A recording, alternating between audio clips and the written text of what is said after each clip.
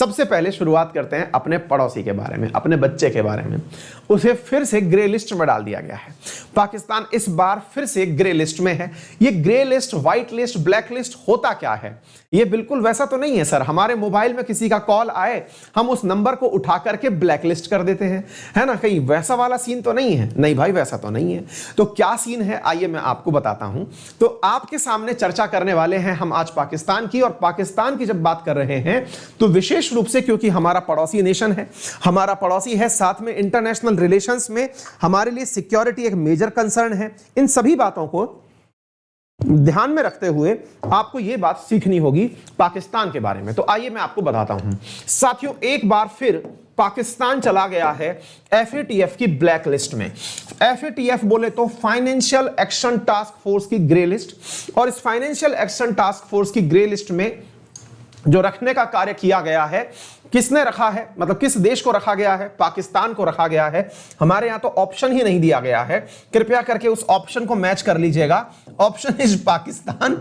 हमारे आज के जो क्वेश्चन निर्माता हैं उनको यह ध्यान ही नहीं रहा कि किसको रखना है और क्या करना है। एनीवे, तो आपको हम बता दें कि पाकिस्तान FATF की ग्रे लिस्ट में चला गया है। आपको याद होगा जब FATF की बैठक चल रही थी 21 तारीख से लेकर के 25 तारीख के बीच में, तब मैंने आपको बताया था कि भैया किसी भी दिन डिसीजन आ सकता है इस बात का कि FATF ने पाकिस्तान को कौन सी लिस्ट में रखा। और मैंने आपको 26 के दिन क्लास में यह बात बता भी दी थी कि पाकिस्तान FATF की ग्रे लिस्ट में चला गया है। लेकिन आज उसका प्रॉपर एनालिसिस जरूरी है, इसलिए हम इस सवाल को लेके आए हैं। मैंने कल रात को 9:30 बजे एक स्पेशल इशू किया था, उसमें भी मैंने FATF वाला मुद्दा जो है वो उठाया था। तो ये हम चर्चा तो कम से कम 3 दिन से कर रहे हैं, लेकिन क्या है ये, क्या होता है, इसके क्या मायने हैं, इसके लिए आज एक पूरा डिटेल सेशन में लेके आया हूं। आइए सुनते हैं। तो साथियों, चर्चा कर रहे हैं हम पाकिस्तान के बारे में कि पाकिस्तान को FATF के अंदर वापस कंटिन्यू कर दिया गया है, ग्रे लिस्ट में कर दिया गया है। सवाल बनता है कि सर ग्रे लिस्ट में क्या यह पहली बार हुआ है? जी नहीं, इसका एक लंबा इतिहास है। आइए जरा देखते हैं कि इसका लंबा इतिहास क्या कहता है। पाकिस्तान 2008 में पहली बार ग्रे लिस्ट में डाला गया था। उसके बाद 2009 में यह ग्रे लिस्ट से बाहर निकला। इसके बाद 2012 में फिर से ग्रे लिस्ट में शामिल हुआ। फिर ये 2016 में बाहर निकला। फिर ये 18 में ग्रे लिस्ट में डाला गया और 18 से लेके अभी तक ग्रे लिस्ट में ही चल रहा है। अब आप पूछेंगे कि सर एक बात बताइए पहले तो कि ये ग्रे लिस्ट आफ्टर ऑल होती क्या है, क्यों इसमें डाला जाता है, क्या इसके पीछे का लॉजिक है, वो बताइए।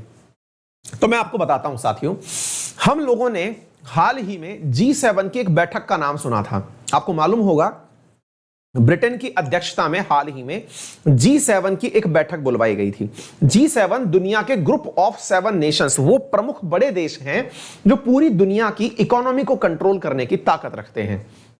लेकिन इन G7 देशों में चीन और रशिया नहीं है। इन्होंने मिलकर के 1989 में एक निर्णय लिया। क्या निर्णय लिया कि यार हम लोग क्यों ना ऐसा करें कि हम बहुत सारे लोगों की आर्थिक मदद करते हैं। जैसे इंडिया है, पाकिस्तान है, भूटान है, बहुत सारे देश ऐसे हैं जिनको हम आर्थिक रूप से मदद देते हैं, या तो हम लोग खुद देते हैं या जो हमारे द्वारा जिन बैंकों में सबसे ज्यादा पैसा रखा गया है वो लोग मदद करते हैं। जैसे वर्ल्ड बैंक है, IMF है, ADB है, ये दुनिया को लोन देती हैं। लेकिन अगर हम लोन दें और सामने वाले देश ने उस लोन का दुरुपयोग कर लिया, जैसे मान लीजिए आपसे मान करके मैंने पैसे मांगे कि यार एक काम करो, मुझे ना ₹1,00,000 की जरूरत है, मुझे ₹1,00,000 दे दो। आपने पूछा सर क्यों चाहिए पैसे? मैंने कहा यार ₹1,00,000 का काम है मुझे, मैं किसी काम में यानी कंस्ट्रक्शन के अंदर इस पैसे का उपयोग करना चाहता हूं। पता चलता है कि मैंने कंस्ट्रक्शन में उसका उपयोग करने के स्थान पर उसका कोई ना कोई नशा, व्यसन या कोई ऐसा दुर्घटनापूर्ण कार्य या किसी ऐसे व्यक्ति को पैसा दे दिया जो कि मतलब किसी जुआ खेलने में व्यस्त था, कुछ भी कार्य करने में मैंने उस पैसे को इस्तेमाल कर लिया। तो ऐसी स्थिति में आप लोगों की नजर में मेरा इमेज खराब होगा। इमेज खराब होगा से मतलब हुआ कि यार मैंने तो पैसा सही कारण के लिए दिया था, लेकिन इन्होंने इसका उपयोग कहीं और कर लिया। आ गई बात समझ में? यही बात आपको सीखनी है। असल में पाकिस्तान को जो पैसा दिया जाता है वो दिया जाता है विकास कार्यों के लिए। जैसे आपने बहुत सारे बार सुना होगा, अभी साल्ट परियोजना के तहत आंध्र प्रदेश को 1018 के आसपास करोड़ रुपए जो हैं वो वर्ल्ड बैंक ने दिए हैं। मिजोरम को पैसे एडीबी ने दिए हैं। आसाम में वर्ल्ड बैंक ने पैसे दिए। ये पैसे सुनते हैं ना अपन, इस राज्य को इतने पैसे लोन में मिले। हम लोग उन धन का उपयोग कंस्ट्रक्शन में करते हैं। भाई पुल के लिए दिए तो पुल बना लिया, पढ़ाई के लिए दिए तो पढ़ा दिया, पर्यावरण के लिए तो पर्यावरण के लिए कर दिया।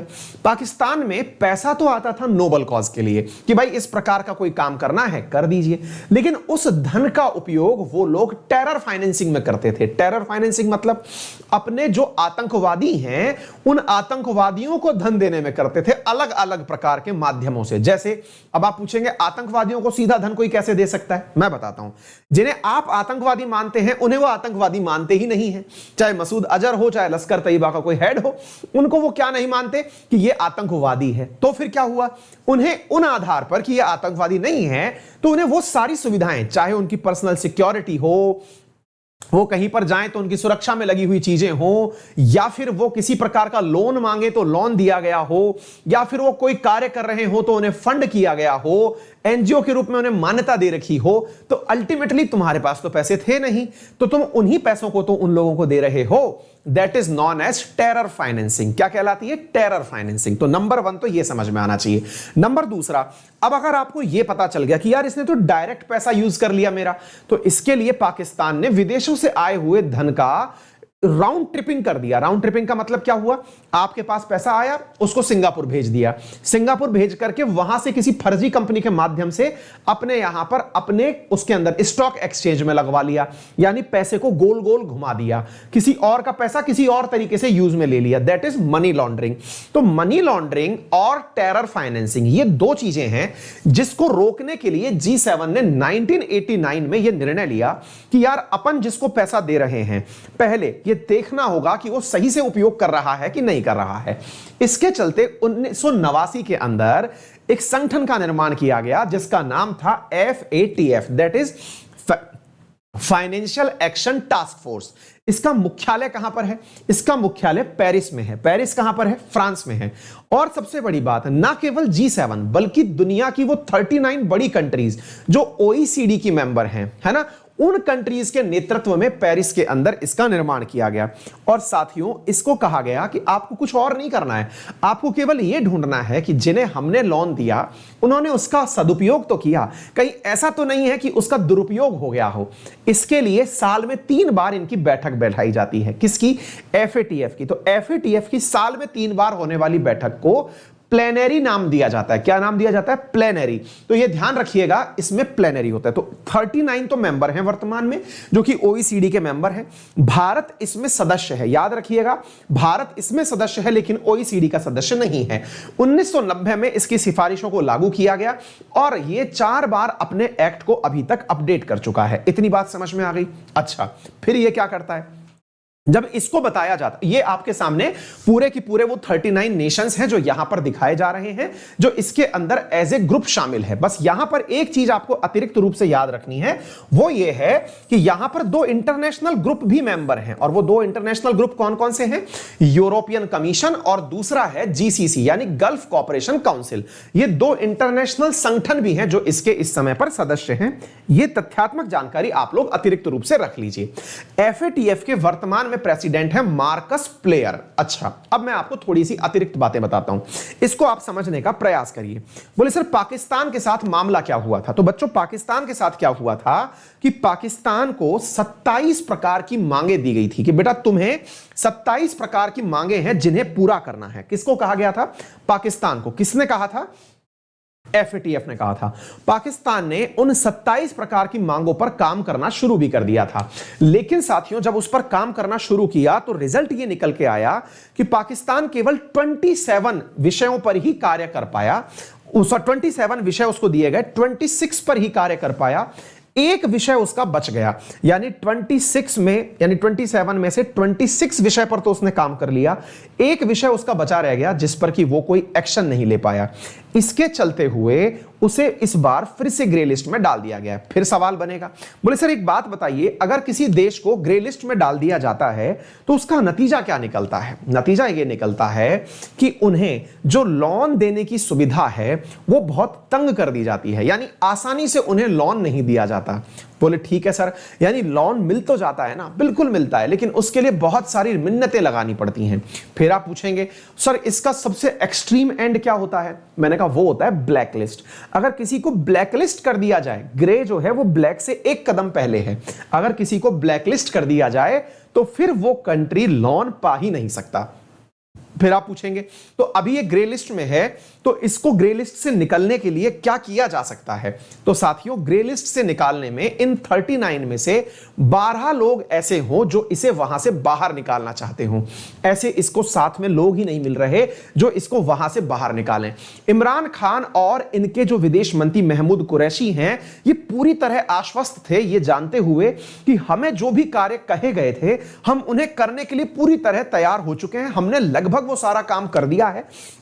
लेकिन साथियों, ओईसीडी इस बात से सहमत नहीं हुआ। इन्होंने कहा 27 काम बताए थे, आपने 26 किए हैं। ऐसी स्थिति में आपको यह बात ध्यान रखने की होगी। याद रखिएगा, यहां पर जीसीसी भी मेंबर है किसका? इस पूरे की पूरे संगठन का। जीसीसी में कुल मिलाकर के ये कंट्री आपके सामने दिखाई पड़ रहे हैं, सऊदी अरब, कुवैत, बहरीन, कतर, यूएई और ओमान। क्यूबेक के नाम से अपन इन्हें याद करते हैं, और यूरोपियन कमीशन भी इसका सदस्य है। अब एक बहुत प्यारा सा सवाल बनता है, बोले सर एक बात बताइए, जब इनको काम बताया गया कि ये काम आपको करने हैं तो इन्होंने किए क्यों नहीं सर?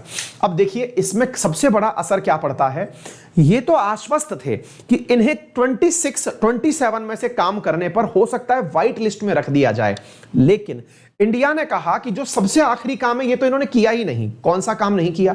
बोले इनको हमने कह रखा है कि जो मसूद अजहर जैसे आतंकवादी हैं इनकी फाइनेंसिंग रोकिए, लश्कर तैयबा जैसे जो आतंकवादी हैं इनकी फाइनेंसिंग रोकिए। ये रोक नहीं रहे हैं तो हम कैसे इनके मतलब इनको बाहर निकलने की आजादी दे दें? तो पाकिस्तान के साथ ये बड़ी चोट हुई। साथियों, ग्रे लिस्ट में वर्तमान में ये सारे देश हैं जो आपको यहां पर दिखाई दे रहे हैं, इंक्लूडिंग म्यांमार भी इसमें शामिल है। बहुत सारे देश यहां पर ग्रे लिस्ट में शामिल हैं। इसके अलावा अगर मैं ब्लैक लिस्ट की बात करता हूं तो ब्लैक लिस्ट में ईरान और नॉर्थ कोरिया ब्लैक लिस्टेड हैं, अर्थात इन्हें कोई भी किसी प्रकार की मदद नहीं कर सकता। तो पाकिस्तान अल्टीमेटली जब तक मसूद अजहर पर किसी प्रकार की कार्रवाई नहीं करेगा, एंटी मनी लॉन्ड्रिंग यानी कि पैसे की जो वो राउंड ट्रिपिंग कर रहा है, या टेरर फाइनेंसिंग नहीं रोकेगा, तब तक उसे इस लिस्ट से बाहर निकलना संभव नहीं हो पाएगा। क्योंकि टेररिज्म में जब उसका फ्रस्ट्रेशन हावी होता है, आप अंदाजा लगाएं कि कल ही जम्मू के अंदर जो अपना जम्मू एयरफोर्स स्टेशन है वहां पर ड्रोन से हमले हुए, ड्रोन चला करके हमले किए गए। कल रात को मैंने उसका वीडियो भी किया, रात को 9:30 बजे, आप उसे देख सकते हैं। लेकिन आप सबसे बड़ी बात सोच के देखिए कि यहां पर आतंकवादियों के पास इतनी हाईटेक चीजें आती कहां से हैं? डेफिनेटली आप उन्हें फंड दे रहे हैं, तो फंड के केस में आप उस कार्रवाई को जब तक नहीं रोकेंगे, एफएटीएफ आपको वहां से बाहर नहीं निकालने वाला है। तो मसूद अजहर जो हैं वो अभी तक वो प्राइम अक्यूज्ड हैं जो पुलवामा टेरर अटैक केस में माने गए हैं। अब तक ये खुद की तरफ से पाकिस्तान ये कहता है कि जो लश्कर ए तैयबा का हाफिज सईद है, जो मुंबई हमले का मास्टरमाइंड है, इसको हमने सलाखों के पीछे कर रखा है। लेकिन भारत सरकार का कहना है कि और भी बहुत सारे लोग हैं जो मुंबई टेरर अटैक से जुड़े हुए हैं, जैसे जकीर उर रहमान है, मसूद अजहर है। इन्हें जब तक अंदर नहीं डाला गया तब तक किसी भी प्रकार से कोई भी कार्रवाई कंसीडर नहीं की जाएगी। फिर आप पूछेंगे सर क्या बोलते हैं, इसे आप ब्लैक लिस्ट में क्यों नहीं डलवा देते, यानी भारत जो है वो ब्लैक लिस्ट क्यों नहीं करवा देता इसे? असल में क्या है, ब्लैक लिस्ट में जाने से बचाने के लिए 3 ही देशों की सहायता आवश्यक होती है। अगर कोई 3 देश सहायता करने के लिए आ जाएं तो कोई ग्रे लिस्ट से ब्लैक लिस्ट नहीं हो पाता। तो 3 सदस्य चाहिए जो ब्लैक लिस्ट से बचाने के लिए पर्याप्त हो, और 12 सदस्य चाहिए जो कि व्हाइट लिस्ट में लाने के लिए जरूरी हो। 12 मिल नहीं पा रहे, लेकिन 3 इसके पास हैं, तो ये ब्लैक लिस्ट में नहीं जा पा रहा। इस पूरी घटना के लिए पाकिस्तान ने इंडिया को ब्लेम किया है। इंडिया के लिए कहा है कि इंडिया जो है वो इसका राजनीतिकरण कर रहा है एफएटीएफ मंच का, जिसके चलते हुए हमें यहां से किसी भी प्रकार की राहत नहीं दी जा रही है। तो उम्मीद है प्रॉपर एक विश्लेषण पूरी इंपॉर्टेंस के साथ आपको समझ में आ गया होगा। सेशन को शेयर कर दीजिए क्योंकि एक महत्वपूर्ण सूचना थी, इसलिए मैंने आपको ये कवर करी। वीडियो को अगर पसंद कर रहे हो पेड कोर्सेज की, तो पेड कोर्सेज में एसएससी के अंदर मेरा नया कोर्स इकोनॉमिक्स का शुरू हो रहा है।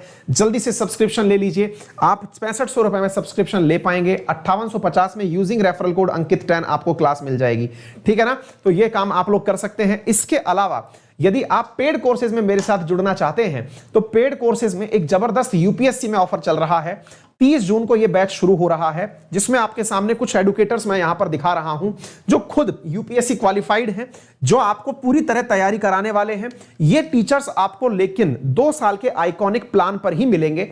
इन टीचर्स के साथ मिलकर के आप पढ़िए। ये आपके साथ 1-to-1 मेंटरशिप करेंगे, डेली इन पर्सनल आपके डाउट लेंगे, मंथली आपके साथ इनमें आस्क मी एनीथिंग टाइप का सेशन चलेगा, इंटरव्यू प्रिपरेशन, हाई मतलब इनसे पर्सनली कनेक्ट कर पाएंगे। ऐसे टीचर्स आपको अनअकैडमी उपलब्ध करवा रही है। यूजिंग माय रेफरल कोड आप इस कोर्स को परचेज कर पाएंगे। 2 साल का आइकॉनिक का जो हमारा फीस है वो 1,17,000 है। उसमें अगर आप अंकित 10 रेफरल कोड लगाते हैं तो 10% डिस्काउंट के साथ आप इस बैच को एक्सेस कर पाएंगे। पहली चीज तो ये है। दूसरी बात आप इसमें ये भी जान लीजिएगा कि ये जो कोर्स है इसमें 10% का डिस्काउंट तो मिल ही रहा है, साथ में वो सारी चीजें जो मैंने आपको अभी तक बताई हैं, 10,000 रुपए की 20 पुस्तकें जो अनअकैडमी ने खुद तैयार करवाई हैं वो आपको मिलेंगी एज ए नोट्स। साथ में 30,000 रुपीज के 80 टेस्ट जो प्री, मेंस और सेक्शनल टेस्ट हैं वो सारे आपको मिलेंगे, और साथ में इसकी वैलिडिटी मेंस 2023 तक मिलेगी। यानी 2 साल की फीस में 2.5 साल का सब्सक्रिप्शन और वो सारे एडुकेटर्स जो आपको पर्सनली मेंटरशिप देने वाले हैं उनके साथ आपको ये कोर्स मिलेगा। अब कोर्स लेना कैसे है, इसके लिए आप अपने गूगल, और इसमें सारी एडुकेटर्स की क्लास मिल जाएगी। ये नया बैच है जो 30 तारीख से शुरू हो रहा है, इसका प्रमोशन मैं कर रहा हूं। ये कोर्स आपको मिलेगा कैसे, इसके लिए आपको गूगल प्ले स्टोर पर जाना है, अनअकैडमी लर्निंग ऐप इंस्टॉल करना है, नंबर से अपने आप को रजिस्टर करिए और गोल सेलेक्ट करिए यूपीएससी। इन केस अगर आपको कोई दिक्कत आती है, मान लीजिए कि आप कोर्स परचेज करने में कोई इशू क्रिएट हो रहा है, तो आप मेरे साथ में कनेक्ट कर सकते हैं। हमारी टीम आपकी मदद करेगी, आप इस पर कनेक्ट हो जाएं। अंकित अवस्थी सर मेरा टेलीग्राम चैनल है, जिसके डिस्क्रिप्शन में वो सारी डिटेल्स हैं, जहां से आपको कोर्स के बारे में सारी जानकारियां मिल जाएंगी। आप कनेक्ट कर सकते हैं, किसी भी प्रकार का कोई दिक्कत होता है आप उससे वहां पे जानकारी प्राप्त कर सकते हैं। My using my referral code Ankit 10 आपको मेरी भी यूपीएससी वाली क्लास मिलेंगी, और ये नया बैच जो शुरू होने वाला है ये तो आपको मिल ही जाएगा। तो तमाम क्लासेस के साथ में आप इसे ज्वाइन करें, और इवन आप अनअकैडमी पर कोई सी भी कैटेगरी में कोर्स परचेज करें अंकित 10 यूज करके 10% डिस्काउंट। और स्पेशल क्लास में जब आज आप आए 10 बजे तो भी आप मेरा रेफरल कोड अंकित 10 यूज कर सकते हैं। आपका दिन शुभ हो। बड़ों का सम्मान करें, छोटों को प्यार दें, अपना व्यक्तित्व इस प्रकार से विकसित करें कि महिलाएं आपके साथ सुरक्षित महसूस करें। धन्यवाद।